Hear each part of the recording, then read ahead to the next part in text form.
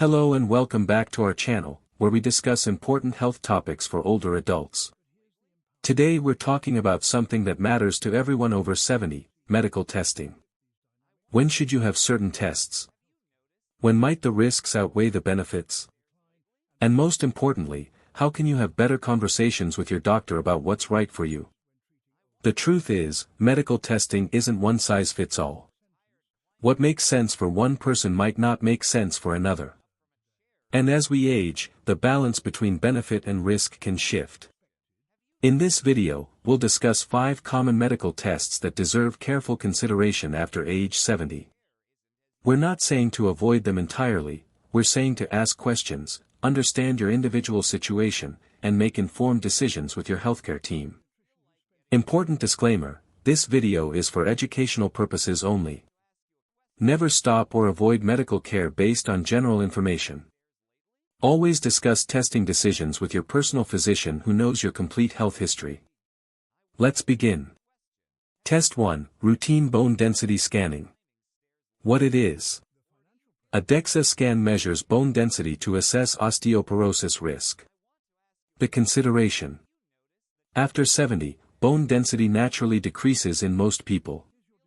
A scan might show lower density that's actually normal for your age, which can lead to unnecessary worry or medication. What research shows? Some studies suggest that treating mild bone loss with medication in older adults without fracture history shows modest benefits.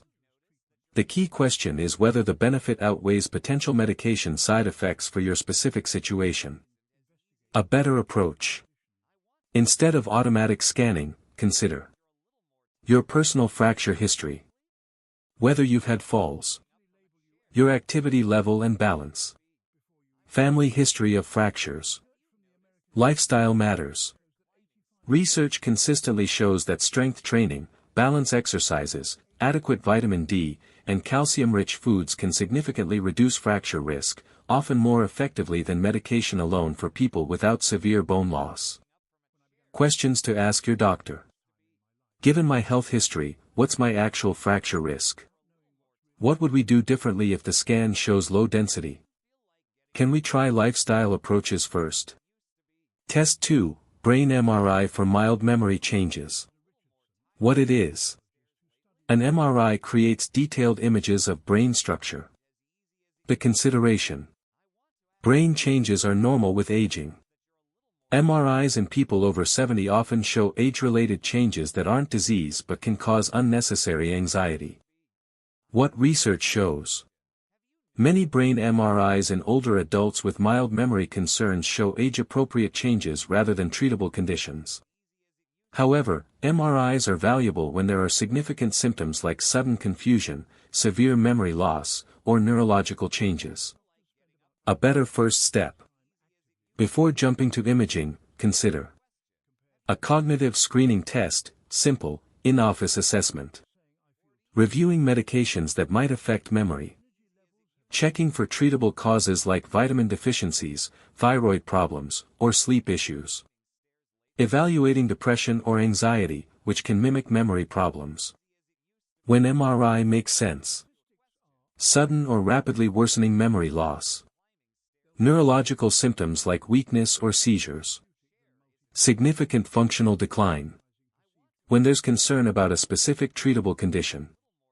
Questions to ask your doctor.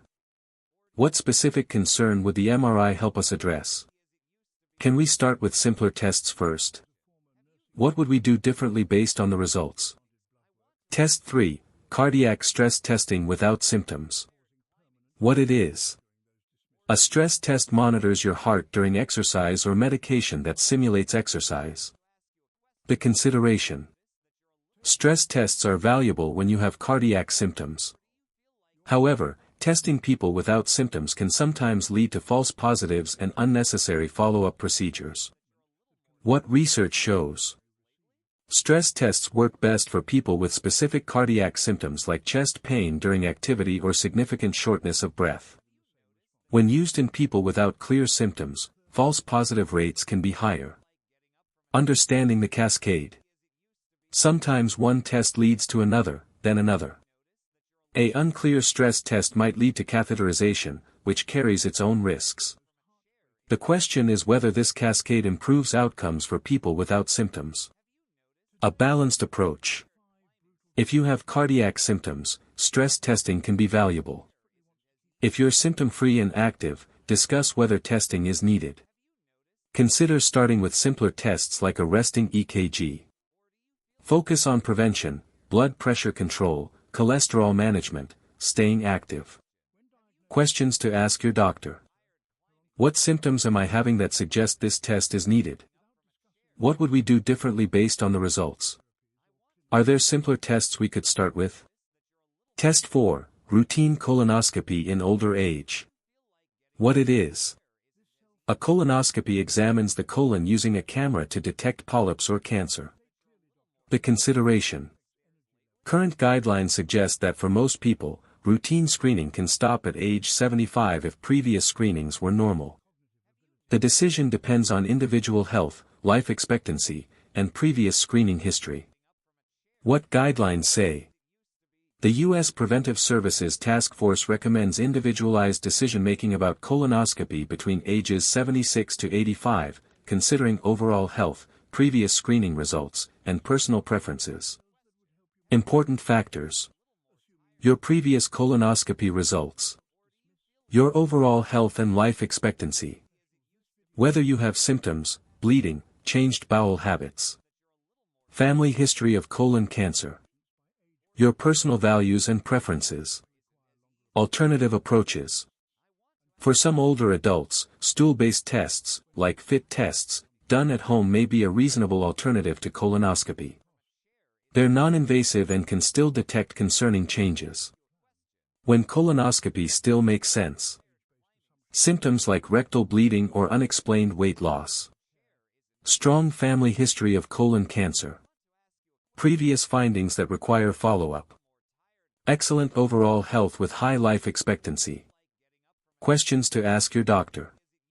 Given my previous screenings and overall health, do I still need this? What are my alternatives? How would the results change my care? Test 5, Screening CT scans without symptoms. What it is. Full body or targeted CT scans marketed as preventive screening. The consideration. CT scans involve radiation exposure and often find incidental findings, things that look abnormal but aren't actually dangerous. These findings can lead to anxiety and additional testing. What experts say. Major medical organizations, including the American College of Radiology, don't recommend full-body CT screening for people without symptoms. The concern is that the scans often find things that require follow-up but turn out to be harmless. The incidental finding problem. As we age, our bodies naturally develop small cysts, calcifications, and nodules that are completely benign. Finding these on a scan can trigger a cascade of additional tests, biopsies, and worry, without improving health outcomes. When CT scans are valuable. Specific symptoms that need investigation. Lung cancer screening, low-dose CT, for people with significant smoking history. Targeted scans ordered for specific medical concerns. Follow-up of known conditions. A smarter approach. Rather than screening scans, focus on regular checkups with your primary doctor. Symptom-based investigation when needed. Evidence-based screening, like lung cancer screening for appropriate candidates. Questions to ask. What symptom or concern makes this scan necessary? What will we do if we find something? What are the alternatives? Conclusion, shared decision-making. The message here isn't avoid all tests. It's make informed decisions. Key principles. Individualized care. What's right for one 75-year-old might not be right for another. Your overall health, other conditions, and personal values matter. Ask questions. It's okay to ask, why do I need this test, and what happens if we don't do it? Consider the whole picture. Sometimes the best prevention isn't a test, it's staying active, eating well, managing chronic conditions, and maintaining social connections. Understand trade-offs. Every test has potential benefits and potential harms. The goal is making sure benefits outweigh risks for your situation. Work with your doctor. These decisions should be made together with healthcare providers who know your complete health picture. Remember, good medical care means doing the right tests at the right time for the right reasons. More testing isn't always better testing. Prevention includes lifestyle, not just screening. Your quality of life matters as much as quantity. Final thoughts. The goal of this video isn't to create fear about medical testing. It's to empower you to have better conversations with your healthcare team. The best medical decisions are informed decisions made collaboratively. Stay healthy, ask questions, and remember that you're a partner in your own healthcare. We'd love to hear from you. What questions do you wish you'd asked your doctor about medical tests? What's been your experience with medical decision-making? Share your thoughts in the comments. Thanks for watching, and we'll see you in the next video. Medical disclaimer: this video provides general educational information only and is not medical advice. All medical decisions should be made in consultation with your personal healthcare providers who know your complete medical history.